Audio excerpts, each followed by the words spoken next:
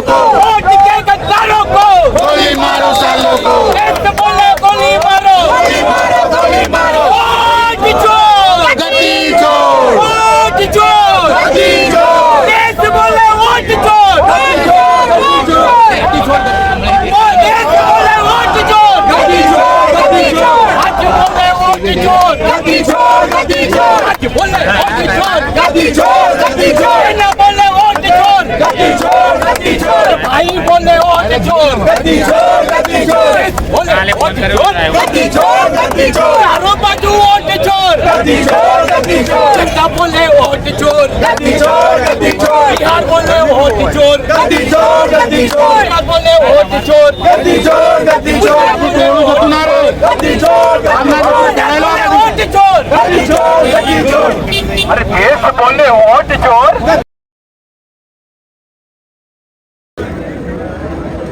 गुजरात प्रदेश Congress committee के सम्मानित अध्यक्ष अमित चावड़ा जी, भरत सिंह सोलंकी जी,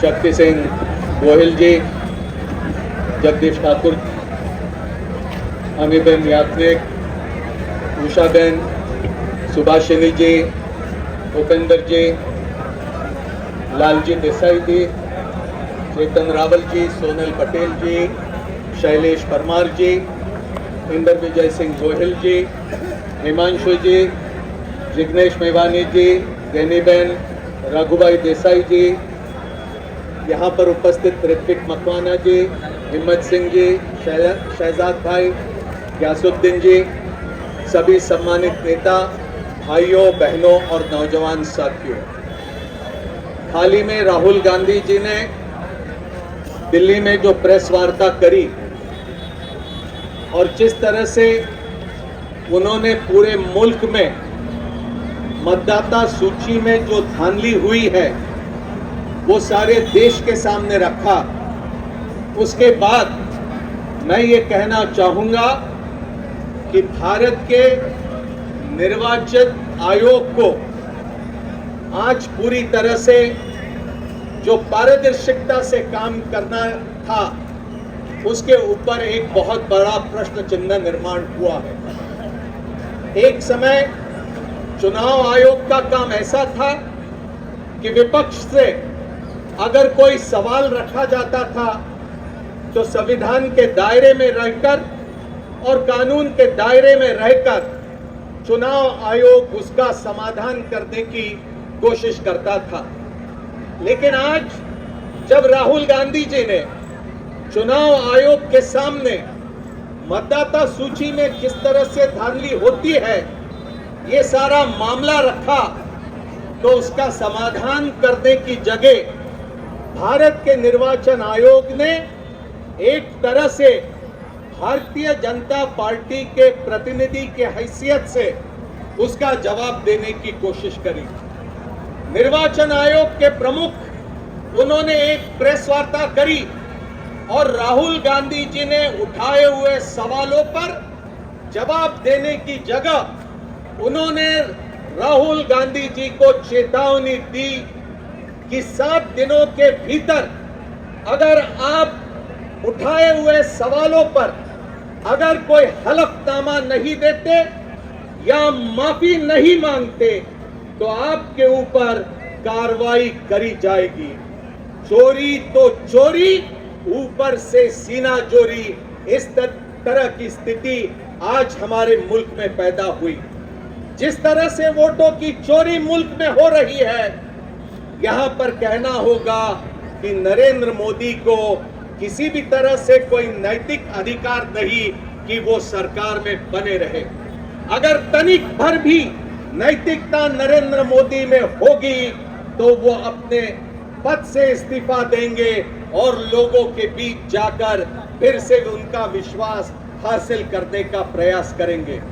मैं आज यहाँ पर लंबी बात कहने की कोशिश नहीं करूंगा, बहुत समय से आप यहाँ पर बैठे हैं, लेकिन इतना जरूर कहूंगा कि वोट की चोरी करके चुनाव परिणामों पर एक भारी असर डालने का काम भारतीय जनता पार्टी चुनाव आयोग के जरिए करते रही। विधानसभा के चुनाव हो या लोकसभा के चुनाव है, उसमें लोगों के मनों की बात परिणामों में नहीं निकलती, लोगों के दिलों की बात परिणामों में नहीं आती। परिणामों में आता है तो नरेंद्र मोदी का षड्यंत्र, और षड्यंत्र के जरिए वो किसी भी तरह देश में और प्रदेशों में सत्ता हासिल करने का प्रयास कर रहे हैं। मैं यहां पर इस मौके पर आप सभी लोगों से यह अनुरोध करूंगा कि चुनाव में हमारे सपनों को रौंद दिया जाता है, हमारे अधिकारों को छीन लिया जाता है, हमारे आबरू पर हाथ डालने की कोशिश होती है, हमारे भविष्य को पूरी तरह से निस्तनाबूद करने का प्रयास होता है। और ये सब होते हुए अगर हम अपने हकों के लिए सड़कों पर नहीं निकलेंगे, संविधान में हमको जो अधिकार दिए हैं उसको लेकर हम लड़ाई नहीं लड़ेंगे, तो मैं नहीं समझता हूं कि कोई हमें आने वाले दिनों में बचा पाएगा। यहां प्रदेश कांग्रेस कमेटी ने आज यहां पर वोट चोरी गद्दी छोड़ पर एक जबरदस्त कार्यक्रम का आयोजन किया।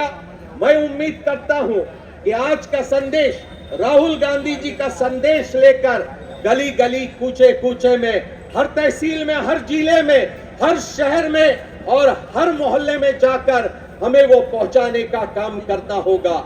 लोगों को बताना होगा वोट की चोरी, हमारे हकों पर डकैती डालने का प्रयास, इसके आगे हम बर्दाश्त नहीं कर सकते।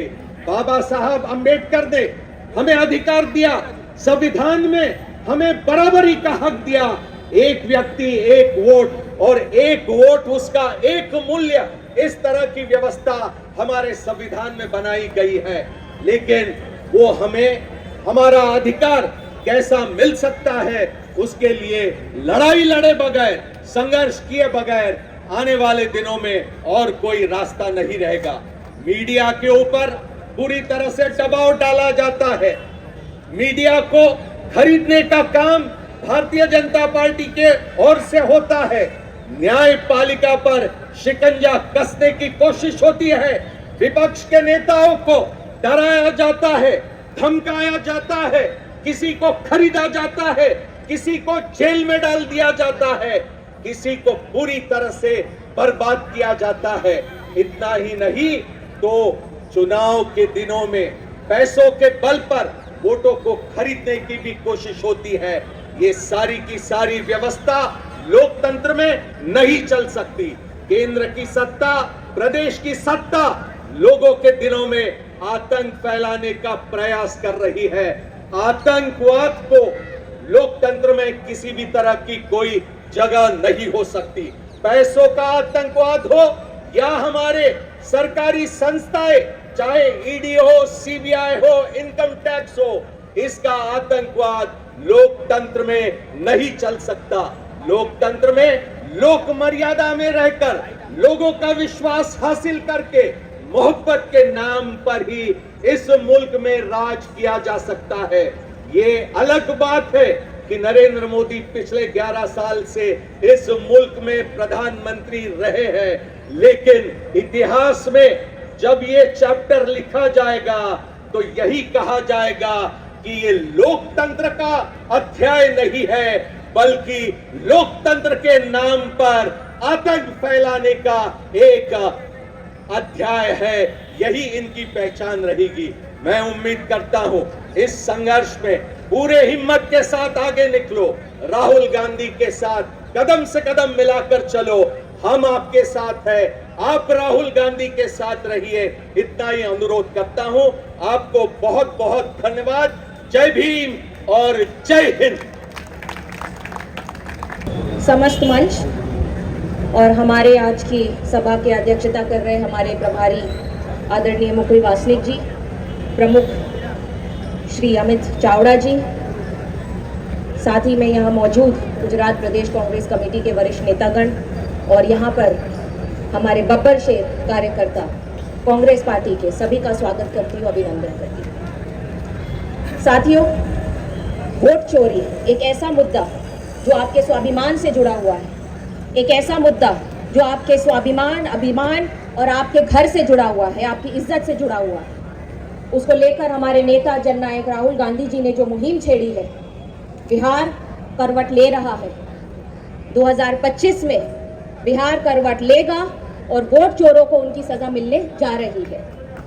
लेकिन उसकी अगली जो पीढ़ी है वो है 2027 में गुजरात में, जिसके लिए हमें यहाँ राहुल गांधी जी और कांग्रेस पार्टी द्वारा भेजा गया है। जो वोट चोर है, जिन्होंने वोट चोरी करके सत्ता हासिल की है, उनको तक से हटाना है और वो संकल्प लेने के लिए आज से ये शुरुआत कर दी गई है। और 2027 में जो राहुल गांधी जी ने आश्वासन दिया था सदन में, उसकी शुरुआत यहाँ गुजरात से होगी और यहाँ से हम वोट चोरों को भेज कर दिखाएंगे। ये संकल्प आज आप लोग यहाँ से लेकर जाने का काम करिए। जैसे कि अभी यहाँ हमसे पहले सब वक्ताओं ने स्थानीय इशू पे बात करी, मुद्दों की बात करी। मुद्दा ये है कि जब तक आपका वोट सुरक्षित नहीं रहेगा, आप वोट की कीमत नहीं समझेंगे, जब तक आप परिवर्तन नहीं कर सकते। ये बहुत ज़रूरी है कि आप सब लोग समझिए कि एक एक वोट कीमती होता है। वोट कीमती होता है, इतना कीमती होता है कि जो घर की इज्जत है वो उससे जुड़ी होती है। ये आपका स्वाभिमान है। बाबा साहब अम्बेडकर ने जो हमें ये देन दी थी, वोट अधिकार, उसको हम ऐसे गवाह नहीं होने देंगे। एक नायक है जो देश में निकला है, वो राहुल गांधी है, जो ये लड़ाई लड़ रहा है और वो हाथ मजबूत करने का काम हम लोगों का बनता है। 35 साल हो गए कांग्रेस गुजरात में नहीं आई है। ये मौका है, चोरों को हटाइए। कलयुग में चोरों को हटाइए। सियापति राम भी कह गए थे कि ऐसा कलयुग आएगा कि चोर यहाँ पर वोट चोरी करेंगे, लेकिन हमारा काम है कि उन वोट चोरों को यहाँ से भगाने का काम करें। कि मैं ज़्यादा समय नहीं लूँगी, हम लोग आपके बीच में हैं और ये मुहिम को हम छोड़ेंगे नहीं। तो ये ज़रूर याद रखना, अपने जब घर जाइएगा, वोट चोर, वोट चोर, वोट चोर। जय कांग्रेस, जय संविधान।